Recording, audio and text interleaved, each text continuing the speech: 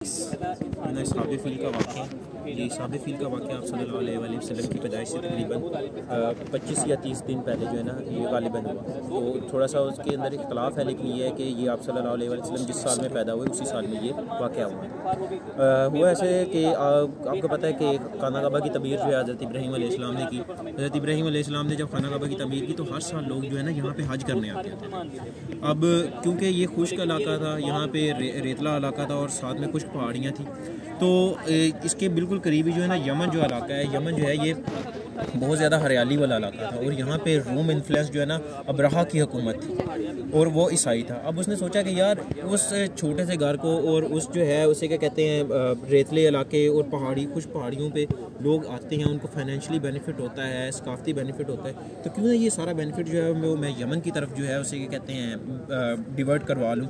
तो उसने जो है खाना काबा की तरह एक जो है ना बड़ा खूबसूरत सा चर्च बनवाया और उसकी बड़ी जो है ना वो तारीज़ व आराइश करवाई ताकि जो है वो लोग खाना काबा जाने के बजाय इस चर्च में आना शुरू हो जाए।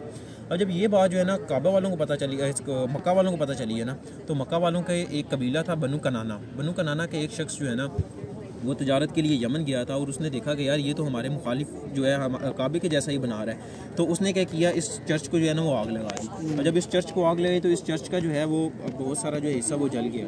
अब जब इस चर्च का हिस्सा जला तो अब्राहा को जो है ना बड़ा गुस्सा आया। उसने कहा इन्होंने हमारे जो है वो चर्च को नुकसान पहुँचाया, तो हम भी जो है वो इन कंपेरिजन हम उनके काबा को जो है वो नुकसान पहुँचाएंगे। तो इसने 10,000 का लश्कर लिया, उसके अंदर जो है वो घोड़े 13 हाथी थे और जो इसका सबसे मशहूर हाथी महमूद हाथी था, इसके ऊपर अब्राहा खुद सवार था, वो भी जो है वो लेके इसने मक्का की तरफ ना चढ़ाई कर दी। जब वो पहुंचा ना वादी महसर की जगह, और वहाँ पे पहुंचा है, वहाँ पे आके ना इसके हाथी रोक गए। अब वो जब मक्का की तरफ उसको बढ़ाता तो वो हाथी काम ही ना आगे बढ़ते ही ना, वो वहाँ पे रुक जाते। जैसे ही वो उसका रुख दूसरी तरफ करता तो हाथी चलना शुरू हो जाते।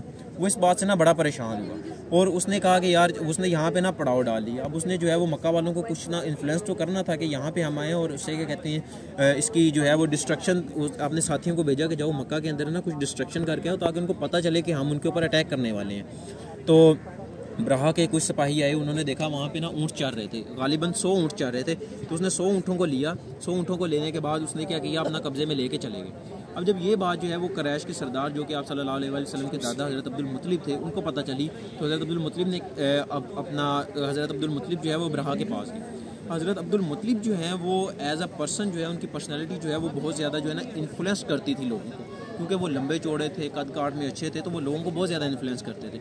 जब वो अब्राहा के दरबार में पहुँचे ना तो उसने अब्राहा को बहुत ज़्यादा इन्फ्लुएंस किया और अब्राहा जो है अपने तख्त से उठ के उसने हज़रत अबू तालिब का जो है वो उनके साथ मिला और कलीन पे बैठ के उनके साथ बात की।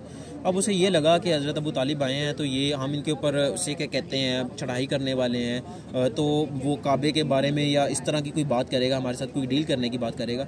लेकिन बात जो है इसकी बिल्कुल बरअक्स हुई। हज़रत अबू तालिब जो है उन्होंने ना इनसे सिर्फ ऊँटों का मुतालबा किया। ये ना बड़ा क्यूरियोसिटी के साथ और बड़े तज्जुब के साथ इसने पूछा कि आपने सिर्फ ऊँटों का मुतालबा क्यों किया, आता है हम तो आपके ऊपर जो है वो हमला करने आए हैं। तो इन्होंने ये हज़रत अबू तालिब ने बड़े ही तारीखी अल्फाज कहे कि ऊँटों का मालिक मैं हूँ, इसलिए मुझे ऊँटों की फ़िक्र है और मैं ऊँटों के लिए तुम्हारे पास आया हूँ। काबे का मालिक अल्लाह ताला है, तो अगर तुम उसको डिस्ट्रॉय करना चाहते हो तो अल्लाह ताला ही जो है वो उसकी हिफाजत करेंगे। ये करके उसने अपने ऊँट लिए और वापस आ गए। आके जो है उसने मक्का वालों से बात की। अब मक्का वाले जो हैं वो तादाद में बहुत ज़्यादा थोड़े थे, इसलिए जो है वो अब्राहा का मुकाबला नहीं कर सकते थे। अब उन्होंने क्या किया, अब्राहा का मुकाबला नहीं कर सकते थे तो उन्होंने हज़रत अबू तालिब ने बाकी सबको लिया, कुरैश वालों को, और जो पहाड़ी थी पहाड़ी हीरा पर चले गए, जिसे जिबले नूर भी कहते हैं, यहाँ पे गारे हीरा भी मौजूद है, इस पहाड़ी पर चले गए। अब उसे क्या कहते हैं, अब्राहा के पास तो रास्ता साफ था। अब अब्राहा ने जैसे ही हमला करने के लिए अपनी पेशकदमी शुरू की तो अल्लाह ताला की तरफ से जो है वो अबाबील का जो है एक झुंड और एक लश्कर आया। और ये बिल्कुल छोटे से परिंदे होते हैं, एक हथेली से थोड़ा सा बड़ा परिंदा होता है। इनके हर परिंदे के पास 3 पत्थर थे। एक पत्थर जो है वो उनकी चोंच में था और 2 पत्थर जो है वो उनके पंजों में थे। वो आके ना जब इसके ऊपर लश्कर के ऊपर गिराते थे, वो जिसके ऊपर बजता था और नीचे से निकल जाता था, मतलब वो आर पार कर जाता था ना, तो पूरा का पूरा लश्कर जो है वो नेस्तो नाबूद हो गया। अब पूरा का पूरा लश्कर नेस्तो नाबूद हो गया। ये जैसे जैसे वापसी जिस रास्ते जाते रहे, क्योंकि ज़ाहिर बात है जब इनके ऊपर अटैक हुआ तो वो ये वापस गए, तो जिस रास्ते जाते रहे तो अबाबील वहाँ पे इनको जो है वो मारते गए। और ये आए तो हमला करने के लिए थे, लेकिन ये जलील और रुस्वा होकर रह गए। अब जो है हमें इस वाक़े से सबक क्या मिला, मतलब ये वाक़या क्यों हुआ, कैसे हुआ, मतलब ये तो हमने देख लिया। अब इस वाक़े का मकसद क्या था। हत्ता कि ये ईसाई थे उस वक़्त, अहले किताब थे, और ये मक्का वाले जो थे ये तो बुत परस्त थे, तो अल्लाह ताला ने इनको क्यों बचाया। तो इसका बेहतरीन बात ये थी कि उसी साल जो है आप सल्लल्लाहु अलैहि वसल्लम की पैदाइश भी थी। और ये जो है अल्लाह ताला जो है वो जो इस्लाम के शारा होते हैं, जैसे मसाजिद हो गई, कुरान मजीद हो गया, काबा हो गया, इन अल्लाह ताला इन चीज़ों की भी प्रोटेक्शन करते हैं। तो इसलिए अल्लाह ताला ने जो है वो काबे को इन सब हमला से महफूज रखा। और दूसरी बात ये, क्योंकि आगे आप सल्लल्लाहु अलैहि वसल्लम ने पैदा होना था, नबूवत का इजहार होना था। अगर एक कौम जो है वो इसके ऊपर हमला आवर होकर इनको गुलाम बना लेती, तो आपको पता है कि गुलाम कौमों के अंदर जो है कभी भी रेवोल्यूशन नहीं आती और कभी भी वो बड़े फैसले नहीं कर पाते ना। तो इसलिए अल्लाह ताला ने इनको हमेशा इंडिपेंडेंट रखना था, इसलिए इनके ऊपर कब्ज़ा नहीं हुआ। और एक और बात कि यहूदियों ने आप सल्लल्लाहु अलैहि वसल्लम पर इल्ज़ाम भी लगाया था कि आप सल्लल्लाहु अलैहि वसल्लम ने जो है वो जो दीन जो बातें कर रहे हैं वो उन्होंने तौरात से ली गई हैं। तो लेकिन अल्लाह ताला ने इनको ये बताना था कि अगर ये इनके ऊपर कब्ज़ा कर लेते तो फिर तो यहूदियों के पास एक बिल्कुल एक बात आ जाती थी कि भाई ये इन्फ्लुएंस थे, इन्होंने आप सल्लल्लाहु अलैहि वसल्लम ने इनकी तालीमात से आगे बात की।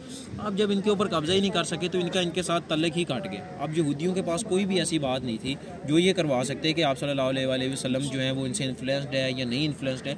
तो ये इसलिए अल्लाह ताला ने बेशक आप सल्लल्लाहु अलैहि वसल्लम के आप वसल्लम को प्योर रखना था और इस्लाम को प्योर रखना था, और आने वाले लोगों के लिए ये बताना था कि अल्लाह ताला जब मदद करने के लिए आता है तो अल्लाह ताला किसी भी जो है वो किसी का भी मोहताज नहीं रहता, उसको कोई असबाब नहीं चाहिए होते, किसी के कोई हालात नहीं चाहिए होते। अब खुद सोचें कि एक तरफ आती हैं और एक तरफ इनके पास कितने के कंकर हैं, तो इनका मुकाबला आपस में बनता है। लेकिन जारी बात है जब अल्लाह ने किसी को डिस्ट्रॉय करना हो तो अबाबील से भी डिस्ट्रॉय कर देते हैं। और अगर अल्लाह अगर मारने पे आए तो ये भी कर सकता है, अगर बचाने पे आए तो कुछ भी कर सकता है। तो इस तरह अल्लाह ताला ने काबा वालों को बचाया था। जज़ाकल्लाह, बहुत मेहरबानी, जज़ाकल्लाह।